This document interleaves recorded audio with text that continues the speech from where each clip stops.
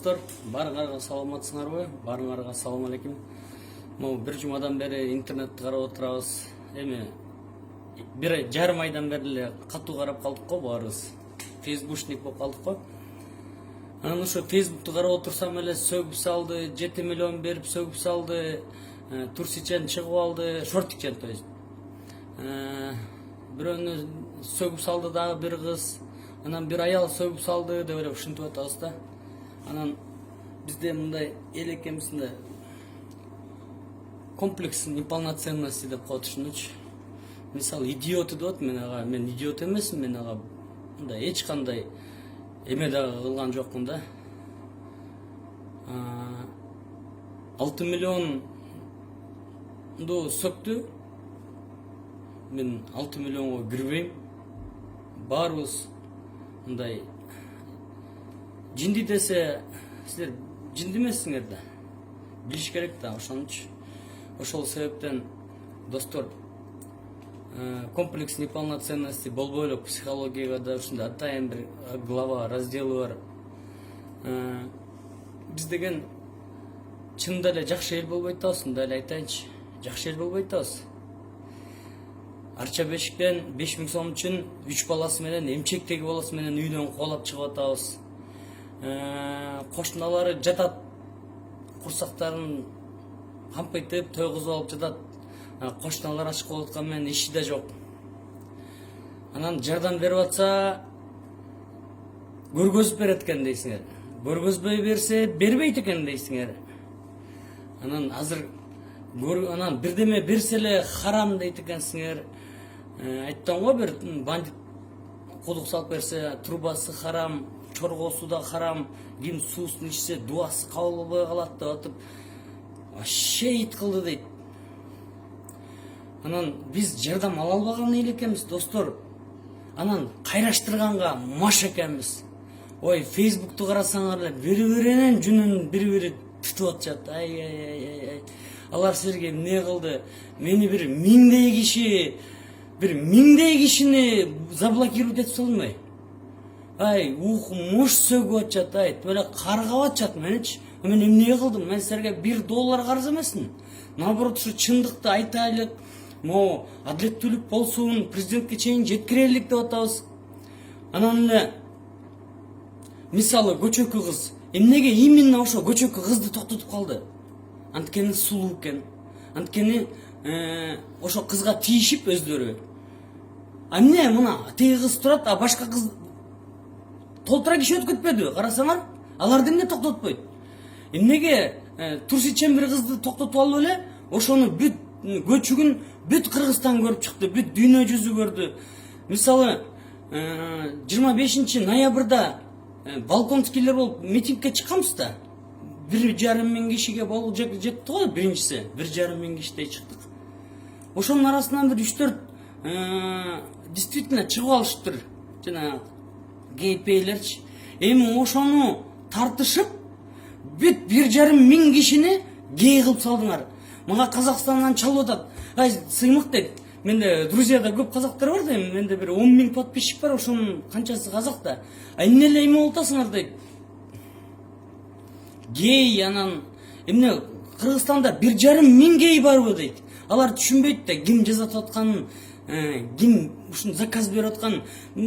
Мисалы ушинтип эле өзүбүздү шерменде кылып атпайбызбы? Дүйнө жүзүнө бул Фейсбукту биз эле көрбөйбүз. Бүт дүйнө жүзү көрөт муну. Достор, биз өзүбүз шылдың кылбайлычы.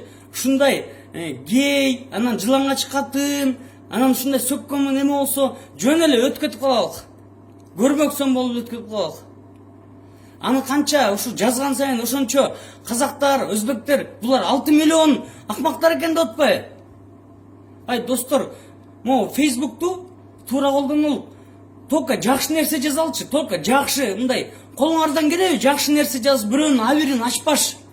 Бирөөнүн абирин муфтийдикин да ачабыз, чубагындыкын ачабыз, президенттикин да ачабыз, премьердикин бүт баарын эле ачып беребиз. Биз эл коррупция менен эле күрөшпөйлү. Кимдер ичип жеп атат, ошону давай флешмоб кылабыз. Мисалы мына, тиякта Америкада жатып алып, Шадиев жатат. 3 миллион долларга bir эме алыптыр дейт. Автобаза. 150 фура алыптыр дейт. Ошонун баары Флоридада 3 миллион долларга bir квартира алып жашап атат дейт. Ошого кыргыздын баары жүрөт дейт, сагалап жүрөт дейт ошол жакта. Айтпайсыңарбы? Шадиев, сен уурусуң да, сен качып келгенсиң да, розукта жүргөн кишисиң да деп айтпайсыңарбы? Анан коррупционерлерди кел айтабыз. Тиги коррупционер, мисалы баняга барабыз, канча мисалы коррупционерлер жүрөт да. Ошону көрүп калганда мен канчасы менен уруша кеттим банядан, канчасы менен Бакыт Калмаматов деген бирөө менен ош жерден согуша кете чыган. Мен ажыраштырып калгам. Бакыт Калмаматов депутат барбы? Мисалы ал бала мени канча жолу сактап калды, мисалы ажыраштырып. Bir кыргызды көрбөйм банядан, сен коррупционерсиң, сен акмаксың, сен жеп алгансың деген. Анан коррупционердин артынан тимеле укмуш жүрөбүз, укмуш тимеле. Бирөө минтсе тимеле сразу bir күндө эле звезда болуп калат, bir күндө эле. Мен могу 1 жылдан бери какшап атам силерге. 1 жыл болду какшаганыма. Кайра сөгөсүңөр мени отуруп алып. Мондай жашоо болбойт, достор. Мына кухнядан айтып коюнчу, по существу сүйлөгөндү үйрөнөлчү, по существу дейт. Тергөөчүгө киргенде эле тергөөчү билжирабасын деп, по существу дейт. По существу сүйлөгөндү үйрөнөлү. 6 миллион акмак десе силер эметпегиле ага. Көңүл бурбагыла. Андайлар эгерде көңүл бирөө бурбай койсо, эч кимибиз билбей калат элек да. Бирөө тартып алып бирле ушуну чыгарып салбаса, эч кимибиз билбей калат элек да. 6 миллион киши билбей калат элек да. Бирөө эле чыгарып атпайбы? Анан мисалы 7 миллион берген бала. Энеси келиптир бир жолу айтат. Ушундай да жаман иш кылсам кылыптырмын, бирок Кудайдын астында бир кечирип кой деп бир акчалай да кечирип кой деп өзү дагы көп жолу астагфирулла деп айткан дейт. Астагфирулла деп көп айткан дейт. Анан ушуну минтип коюн десе ызалантып салдык, анда ызалантып анан аягында 6 миллион деди. 120 кой эмес, 120 кой биз алтындарым. Дагы бир айтып коюн. Койдон жүн алса болот, эт алса болот, май алса болот, сүт алса болот, тери алса болот, кык алса болот, көң алса болот, сөгүн алса болот. Депутаттан эмне алып атабыз? Bir 120 депутаттын 20сы жардам берип жүрөт, көрүп атам. 20сы, калган 100'ü отурат. Жок. Давайте флешмоб против жогорку кеңеш уюштурабыз.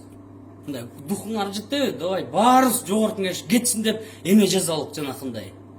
Жогорку кеңеш тарагыла деп баарыбыз баннерлер жазалык. Мына укмуш жазабыз го бирөөнүн. Давай ушуну жазалык. Биринчи жогорку кеңеш кетсин деп жазабыз. Анан өкмөт кетсин дейбиз.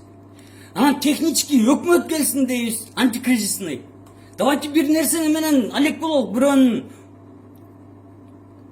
кандай элбиз өзүбүз, мындай түшүнсөңөр, көчө бир айылга барсам, дача суу жана самолет кулаган айылга.